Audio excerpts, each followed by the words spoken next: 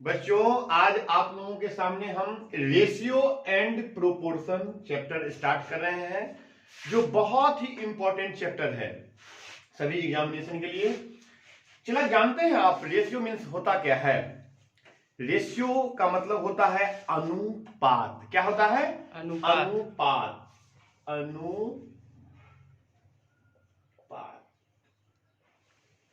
और प्रोपोर्शन का अर्थ चला क्या होता है? समानुपात।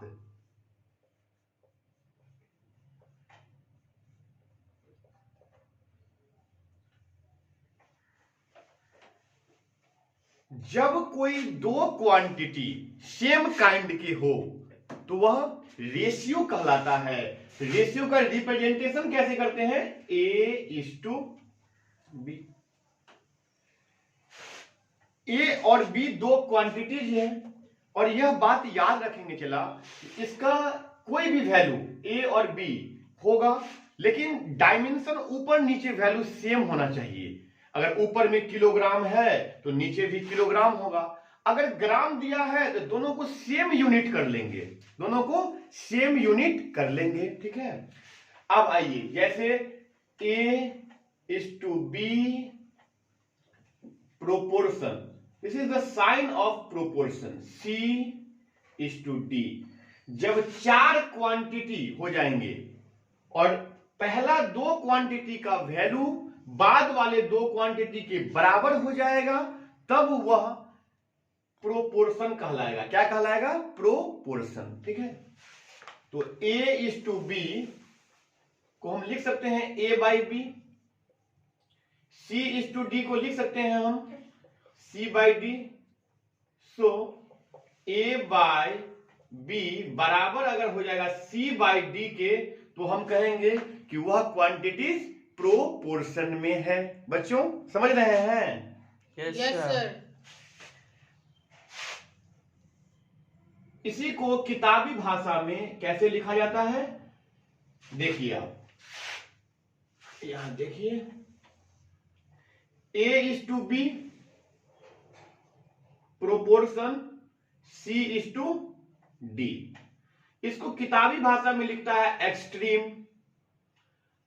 और इसको लिखता है मीन। बच्चों, आप लोग बताएं, यह एक्सट्रीम है और मीन है, एक्सट्रीम और मीन। बट आप यह बात ध्यान रखें कि एक्सट्रीम और मीन आपको टर्म ऐसा देखने में लगता है जिसे आप एग्जामिनेशन में जाने पर भूल जाइएगा, लेकिन मेरा फॉर्मूला है कि बाहर बाहर और अंदर अंदर, मतलब प्रोडक्ट ऑफ एक्सट्रीम बराबर प्रोडक्ट ऑफ मीन। यह किताब का लैंग्वेज है। इन इन आउट आउट, बाहर को बाहर से मल्टीप्लाई कर दीजिए और अंदर को अंदर से, मतलब product of extreme equal to product of mean. Means A को डी से मल्टीप्लाई करेंगे और बी को सी से मल्टीप्लाई करेंगे। यह होता है प्रोपोर्शन चेक करने का रूल्स, ठीक है। अब समझिए, अब कुछ क्वेश्चन देते हैं आपको, तब समझ में आएगा चला।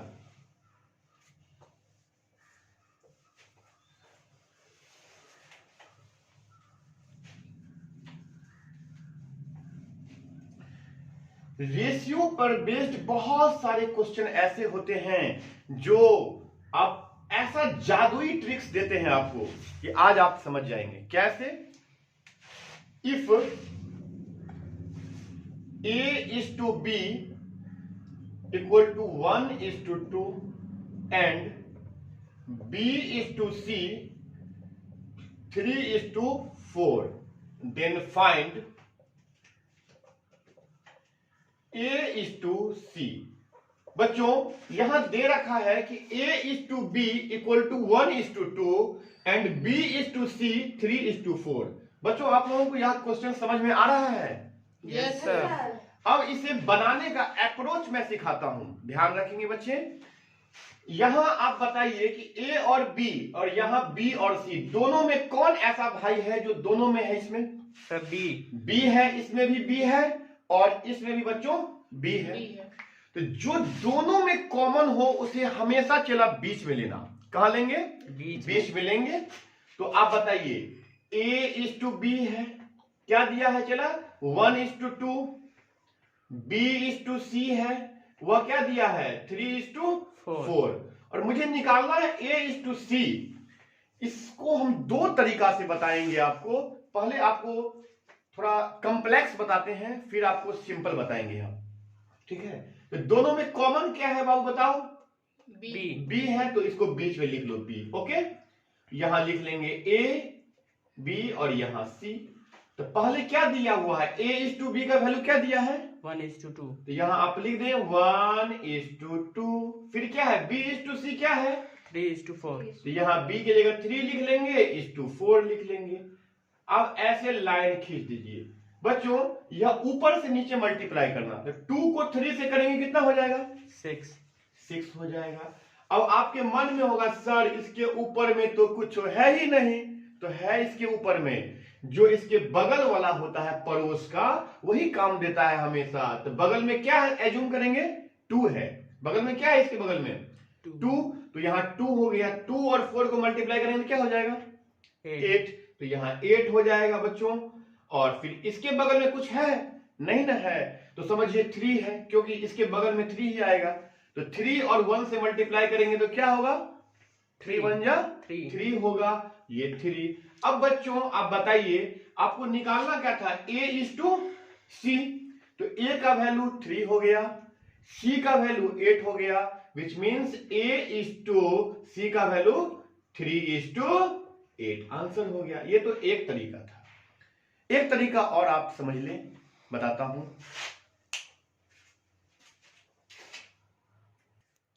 इस क्वेश्चन का दूसरा तरीका भी अपने पास अवेलेबल है, आप चिंता नहीं कीजिए। चला आपको निकालना क्या है? a:c। आप आराम से लिख दीजिए a:c।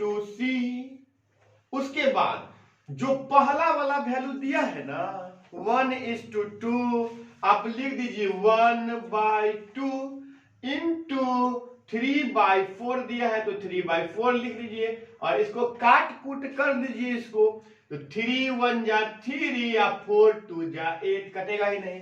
तो आंसर क्या आ गया? 3:8 इसका आंसर हो गया। इससे पहले भी जो बताए थे आपको लॉन्ग प्रोसेस, वो ज्यादा बेटर है, क्योंकि ये फर्स्ट और लास्ट निकालने के लिए एप्लीकेबल है। बट आपको अगर कभी a:d बोल देगा तो ठीक है, a:c दे देगा तो ठीक है, फर्स्ट और लास्ट। लेकिन जहां पर फर्स्ट और लास्ट नहीं देके कोई बीच की क्वांटिटीज को निकालने के लिए कहा देगा, तो वही तरीका ज्यादा बेटर है। कुछ क्वेश्चन लिया जाए अब इस पे बेस्ड। Okay, yes sir. देखो चला, यह क्वेश्चन है कि divide ₹120 between Harsh and Bikki in the ratio 2:3। Harsh और बिक्की के बीच 120 रुपया को 2:3 में बांटना है। कैसे बांटेंगे? दो तरीका है इसे बनाने के, वह आज समझिए। पहला method number 1, first let Harsh gets money, Harsh gets money equal to 2x and Vicky gets money equal to 3x। Okay, आप बताइए ये 2 और 3 इसी दोनों को जोड़ने के बाद 120 होगा। चला, या दोनों को जोड़ने के बाद ही 120 होगा ना? Yes sir. According to question 2x plus 3x equal to 120, 5x equal to 120, x equal to 120/5।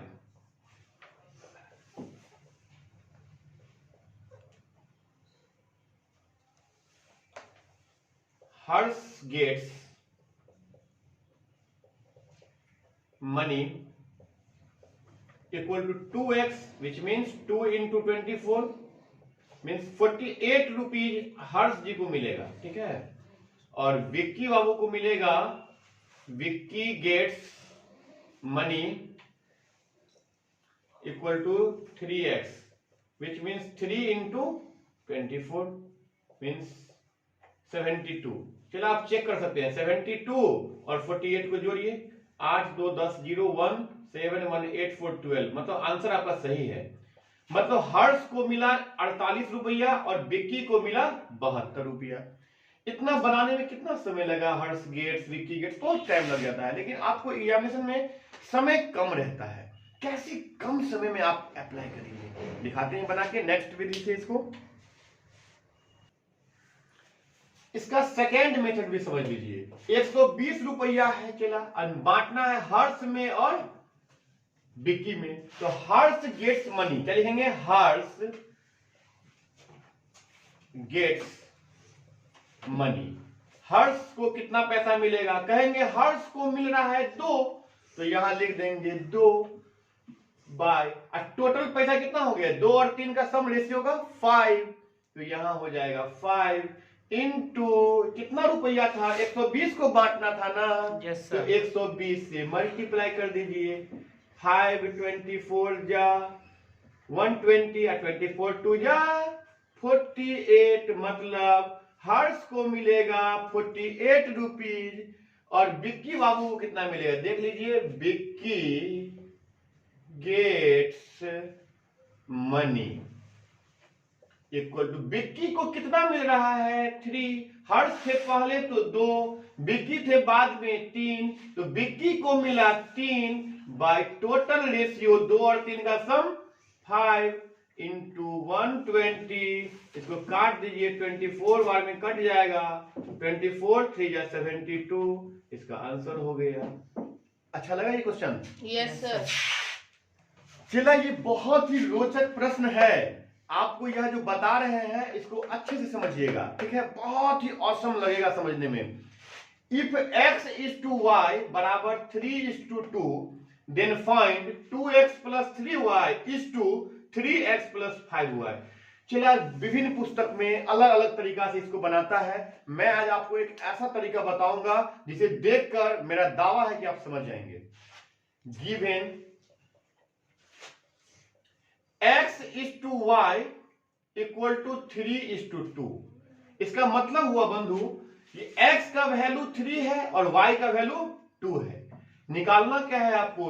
2x plus 3y, इस 2 को बट्टा ले लेंगे 3x प्लस 5y। अब बच्चों देखो x का वैल्यू कितना है? 3 है, तो x की जगह 3 पुट कर देंगे, 2 multiply by 3 plus 3 multiplied by y का वैल्यू 2 है तो 2 डाल दीजिए बाय 3 इंटू x का वैल्यू कितना है? चला 3 है, 3 डाल दीजिए प्लस 5 इंटू y का वैल्यू 2 है।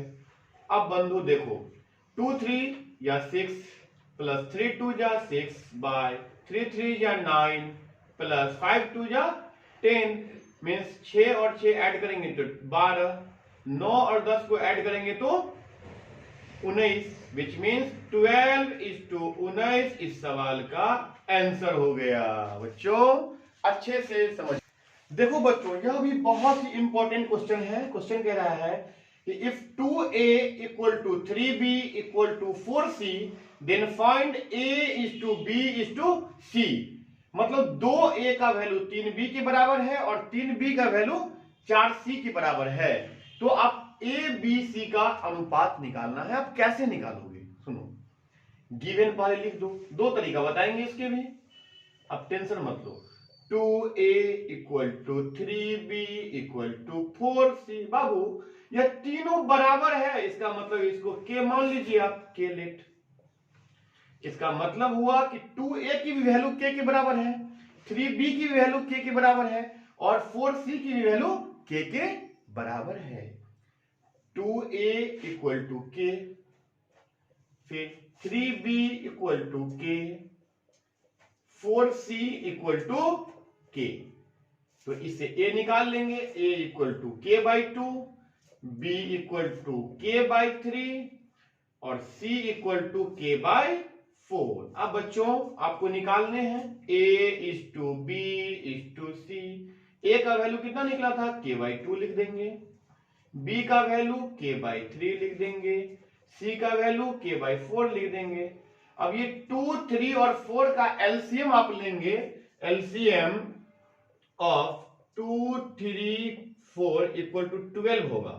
तो जितने एलसीएम आएंगे प्रत्येक से मल्टीप्लाई कर दीजिए आप। k/2 को भी 12 से, k/3 को भी 12 से और k/4 को भी आप 12 से कर देंगे। 2 6 या 12, 3 4 या 12, 4 3 या 12, k से k कट गया तो 6:4:3 इसका आंसर हुआ। ये तो एक तरीके थे बच्चों बनाने के। एक तरीके और हैं जो आप क्वेश्चन देख के ही बता देंगे कैसे इसका आंसर होगा। इस क्वेश्चन को बनाने के दूसरे नियम भी हैं जो आप बिना कलम कॉपी के बना सकते हैं। 2, 3 और 4 का एलसीएम कितना होगा बच्चों? एलसीएम ऑफ 2, 3, 4 इक्वल टू 12 होगा। बच्चों 12 एलसीएम होंगे। अब बताओ ये 2 को किस चीज से मल्टीप्लाई करेंगे तो 12 होगा? 6 से। मतलब a की वैल्यू कितना हो गई? 6। 2 को किस चीज से आप मल्टीप्लाई करेंगे तो 12 होगा, तो 6 से मल्टीप्लाई करेंगे मतलब a की वैल्यू 6 हो गई। 3 को किस चीज से मल्टीप्लाई करेंगे तो एलसीएम वैल्यू आ जाएगा 4 से, मतलब इसकी वैल्यू 4 हो गई। और 4 को किस चीज से आप मल्टीप्लाई करेंगे तो एलसीएम 12 हो जाएगा 3 से, मींस 3। तो आंसर आ गया आपके बोर्ड के सामने है 6 4 3 इसका आंसर हो गया। मतलब 2, 3 और 4 का एलसीएम 12 हुआ। 2 को किस चीज से आप मल्टीप्लाई करेंगे तो एलसीएम वैल्यू आ जाएगा। तो 2 को 6 से मल्टीप्लाई करेंगे तो 12 होगा, विच मींस ये एलसीएम वैल्यू है। एलसीएम तो 6 से मल्टीप्लाई करेंगे, इसका मतलब a का वैल्यू 6 होगा। 3 को किस चीज से मल्टीप्लाई करेंगे तो 12 होगा, इसका मतलब है कि 4 से करना पड़ेगा मल्टीप्लाई, तो ये 4 हो गया b का वैल्यू। 4 को किस चीज से मल्टीप्लाई करेंगे तो वैल्यू 12 होगा, तो 3 से करेंगे तो 4 3 12। और ये बिना कॉलम कॉपी के आप आराम से बना सकते हैं। ठीक है।